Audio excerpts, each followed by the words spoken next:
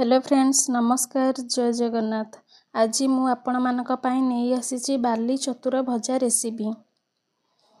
यही बाली छतु साधारणतः दुई प्रकार थाए। गोटे बड़ बड़ बाली छतु बड़ बड़ फुटे, आउ गोटे छोट छोट फुटे। यही भलिया देखिपारे केते छोट छोट होइछि बाली छतु। ये बाली छतु साधारणतः वर्षा दिन में मिली थाए। ये बाली छतु को तल अंशटा बाली थाए ताकू काढ़ी नेबे। एबे गोटे जगार किसी पानी नेबा, पानी रे हलदी देबा।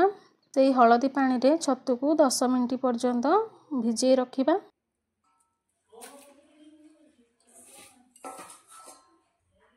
एई छतु 10 मिनिट भिजिला परे आमे कोन करिबा ना, से छतु को आउ दी थर भल पानी रे धोई देबा।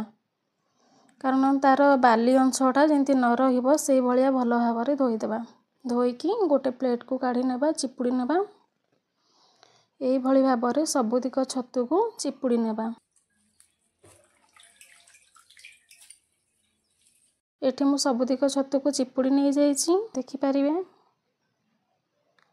तापरे मु एठी किछि सोरिष नेइछि, आवश्यक अनुसार लूण, 2 रु 3 टी कंचा लंका को काटि नेइछि, हळदी गुंड, लंका गुंड नेइछि, 2टी मीडियम साइज रो पियाज को एमती छोट छोट करी काटि नेइछि। तापरे कोन करिबा ना, एठी गोटे कढ़ाई नेबा। कढ़ाई रे 2 रु 3 चम्मच तेल देबा। तेल गरम हो सारले सेतिरे सोरिष फुटेबा। सोरिष फुटी गला परे कटा पियाज को देबा। भल भाबरे टिके भाजिबा।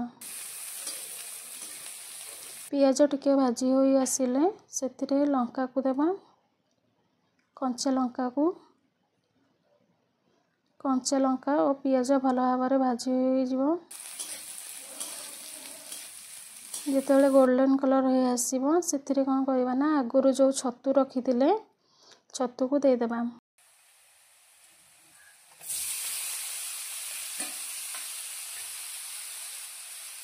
छतु को भल भाबरे एपट सपट करी ओळेबा। छतु टिके भाजी हो गले सेतिरे आवश्यक अनुसार लूण देबा, लंका गुंड देबा, हळदी गुंड देबा।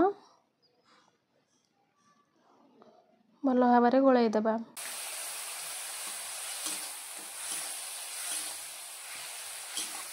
टिके समय फुटिला परे देखि पारुथिबे केते पानी बाहरलानी सेथिरु।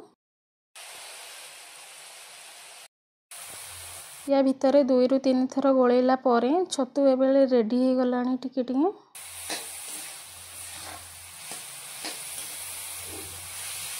छतुर पानी मरी गलानी। छतु एबेले भल भाबरे भाजी होई जाईछि। एई छतु को एबे प्लेट को काढी नेबा। आपण एई छतु भजा को भात रे, रोटी, परोटा सबुथिरे खाई परिबे, किंतु पखाळ भात रे थरे ट्राई करिकि देखिबे केमती लागुची। आशा करूची आजिर रेसिपी आपण मानको बहुत भल लागिबो। एही भली नुआ नुआ रेसिपी देखिबा को चाहुतले मो चैनल को लाइक, सब्सक्राइब करिवे। रहूची, नमस्कार।